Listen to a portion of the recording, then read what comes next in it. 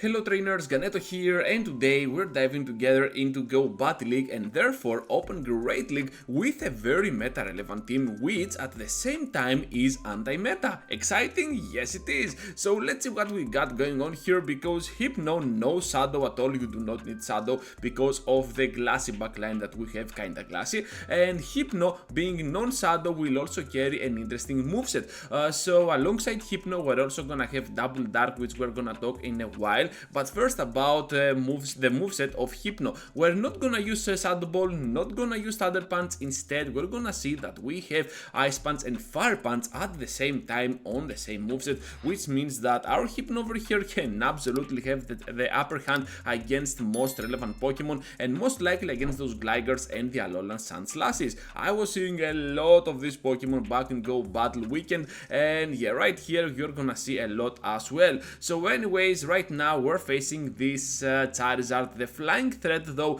has to respect the damage from our Foul Plays, and right after they're getting super glassy, so this gives me a little bit of hope on this battle because we can easily reach to the double Ice Punch, and even if they can get here now to their next move, this will mean that they're gonna be CMP locked, and by blocking here we can guarantee the knockout against the Charizard with our final move being neutral up against them. No Thunder Punch, no Shadow Ball, straight Ice Punch, and that is gonna be the main key element of this team. So yeah, a little bit of a weird screenshot over there, but I had to do it because this was actually the first battle that I was having after rotating with my teams, and using a Hypno up on the lead is mainly afraid of those dark types, so I just want to showcase to you some battles against dark types as well. We got one or two more coming up along the way, so stay tuned till the end if you do not want to miss that action for sure. So Sableye is pretty tricky for this team up in front, but at the back we got a double dark one that can definitely handle that threat. So right here Medicham is gonna get most probably out of the way, and they have the Alolan Sunslash. Let's go trainers! So at this point we have Scrafty, which can defeat both the Sableye and that Sunslash with ease, and by taking out eventually that Medicham, we saw that right now we stand victorious even up against those two remaining Pokemon, and even if they had the upper hand with the shields. Able to farm down at this point, and of course they back out because they know that they cannot finish us off with that Alolan Sunslash remaining at the back.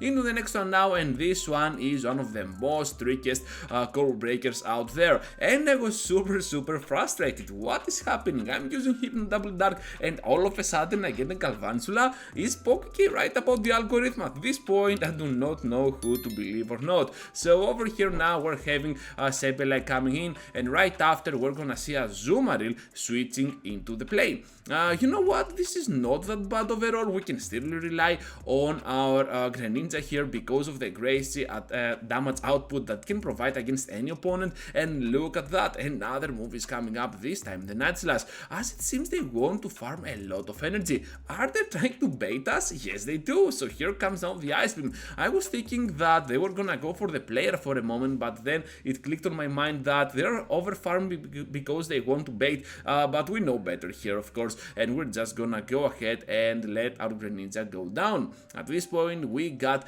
our soul savior Genos, as known as Crafty on the community of Pokemon Go, and of course Foul Play is just gonna dominate against this Pokemon. They are not gonna call the correct move, and right after we can easily destroy them down even with our confusions. So then we go here to the Foul Play, but of course even if they reach here to the return we can still survive and absolutely grab this victory with the remaining HP that our Scrafty is having.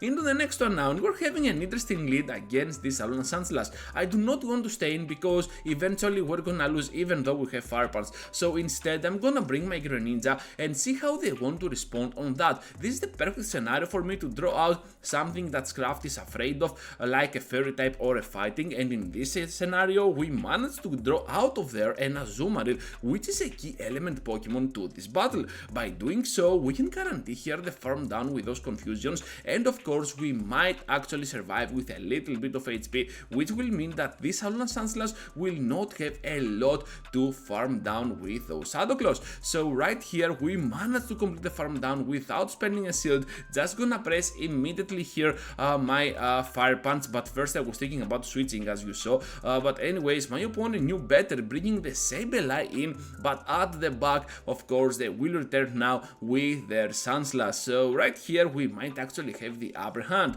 Not gonna block anything because I know that a return can absolutely hurt more than those Ice Punches or the Drill Run, so that's why I decided to take the move. And not only that, but also we managed to land the foul play throughout those two shields, and we can take this victory. Another bad lead for our Hypno. Hypno cannot catch a break on this video, and we're gonna see the switch out to this Carbine. You know what, this is getting kinda tricky, so I'm just gonna block here because as it seems we have a lot of energy to spare, and perhaps we can grab some shields along the way. So Hydro Cannon will be blocked by my opponent, and another one is coming up. Can we reach to the final Hydro Cannon now, trainers? We barely cannot do it, so down we go to those rock throws. Doesn't matter though, we still have Hypno, which can easily farm down the remaining HP that Carbine is having. Right here I'm just gonna switch out immediately to my Alolan Sandslash because I know that whatever remains at the back is